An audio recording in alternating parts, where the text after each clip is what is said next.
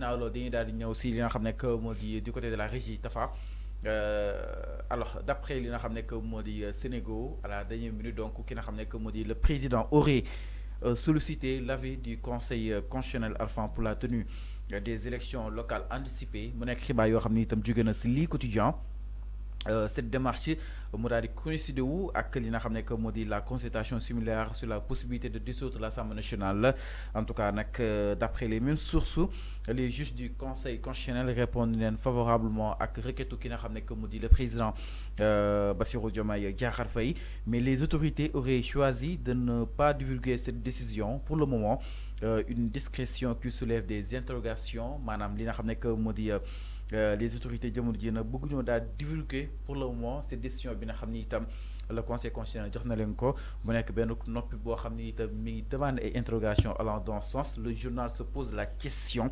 s'agirait-il d'une stratégie visant à prendre l'opposition de court ou au contraire d'une incertitude quant à la faisabilité d'élections anticipées dans un contexte politique et logistique complexe? Les spéculations vont bon train, mais aucune déclaration officielle n'a été encore faite par le président Diomaye Faye et l'information n'est pas encore confirmée d'une manière officielle. En tout cas, par ailleurs, information yi nag ñu ngi daal di soulever jëm si wàllu wu ni mel avant. Alors ban jàng daal def que ni information bi lii quotidien daal di koy les autorités ont saisi le conseil constitutionnel. damay commencer fi nga jeexalee. Ok. L'information n'est pas officielle. Il faut nga insister ci loolu.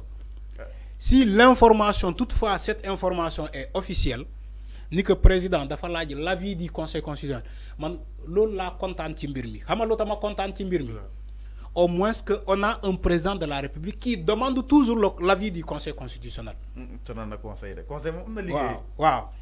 On a au moins un président de la République qui demande l'avis du conseil constitutionnel, qui est aujourd'hui le porte-parole de la Constitution. Le conseil constitutionnel est le porte-parole de la Constitution.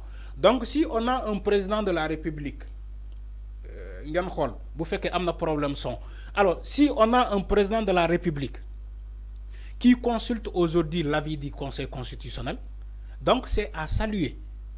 Parce que boo gisee ma ne c'est à saluer Sëñ Fallou, parce que ci jamono Macky Sall on n'a pas tendance à voir une collaboration entre le président de la République Macky Sall et le Conseil constitutionnel.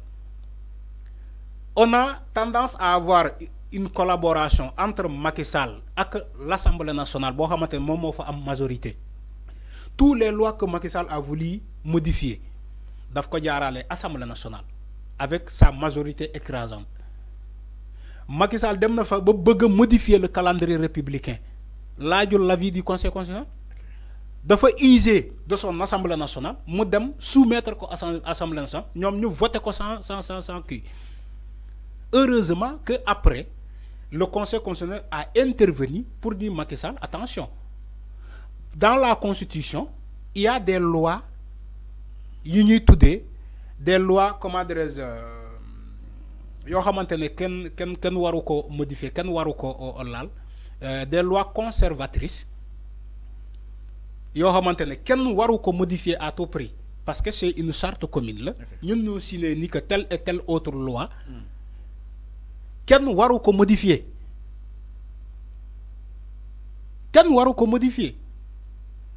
donc ces lois inflexibles boobu moom la Macky Sall laal ba modifier le calendrier républicain moo tax le conseil constitutionnel a intervenu pour dire Macky Sall déedéet attention élection moom duñ ko yóbbu ba décembre. Élection dina am ci le mois de mars pour ne pas nous modifier le calendrier républicain. Soit yow tu choisis une date ou bien nous-mêmes le conseil constitutionnel on choisit une date pour toi et pour tous les Sénégalais. C'est après le Macky Sall comprendre ni que constitution dafa am lu muy doxee wala le conseil constitutionnel dafa am lu muy doxee. Aujourd'hui on a un président de la République qui s'appelle Bassirou Diomaye Faye qui tout ce qu'il doit faire il demande d'abord l'avis de ce conseil constitutionnel là. Même élection yi passé nii. Même ba muy dissoudre l'Assemblée nationale il a demandé le conseil constitutionnel lan mooy seen xalaat ci le fait que dama bëgg dissoudre tas Assemblée nationale conseil constitutionnel ne ko xankay mën na am mais nii ak nii ngay jaaree ba pare boo tasee assemblée nationale ba pare le conseil constitutionnel yemul ci loolu daf ko ne mën nga tas assemblée nationale basé ko ci tel article et tel article mais boo ko tasee ba pare pour qu'il y ait un suivi pour mu bañ a nekk un vide juridique il faut nga gaawantu jàpp date pour ñu dem élection. Donc loolu yëpp conseil constitutionnel moo ko conseillé le président de la République Bassirou Diomaye Faye. Aujourd'hui tey si il veut dissoudre wala ou il veut une élection anticipée des collectivités territoriales wala des élections locales. Il faut que mu delluwaat ci conseil constitutionnel boobu laaju ko ndax c'est tout à fait. loolu mën na anticiper kon. dama ne conseil constitutionnel mooy joxe avis. élection yi kañ la 2027. voilà 2027. léegi mu nekk anticiper. dama ne conseil constitutionnel. bu fekkee mën nañu ko anticiper. conseil constitutionnel moom dina joxe xalaatam. waaw nañ bàyyi 2027 de toute façon jarul yàkkamti. mais loolu lay wax ni. de toute façon jarul yàkkamti. bu fekkee loolu loi moo ko may. conseil constitutionnel dina ko ne président lii mën nga ko anticiper. article bi moo ko wax ak lii moo ko wax. bu fekkee mënu ko. conseil constitutionnel dina taxaw ne ko carrément ni que lii mënoo ko anticiper parce que loi prévoir ko c'est du droit. anticiper ko ñu amal ko nu mu gën a gaawee balaa 2027. loolu laay wax ni.